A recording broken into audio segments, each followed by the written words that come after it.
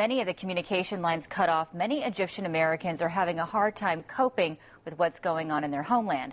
So tonight, they got together and found strength in prayer. What was supposed to be a regular Friday night meeting turned into a special prayer service.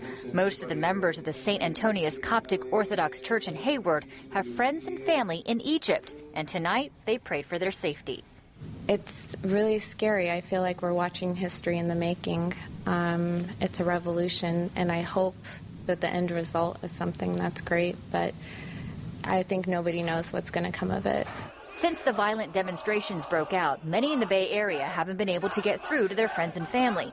The Egyptian government have restricted internet and cell phone service. Even those who can get through are choosing not to, for fear the lines may be tapped or traced, which means for most, all they've been able to do is watch the turmoil unfold on television. And for members of this church, opinions are strong over how the protests have been carried out so far. To make fires and to destroy the shops and restaurants and banks, and no, I'm not with this style. All of this puts the U.S. government in a tough spot. While it can't ignore the overwhelming call for a new regime, Egypt is a major U.S. ally. Stanford professor Joel Brinkley is a former foreign correspondent for the New York Times. The United States has needed Egypt for intelligence, for terrorism assistance, for help with the Israel-Palestine issue, and for a variety of other things.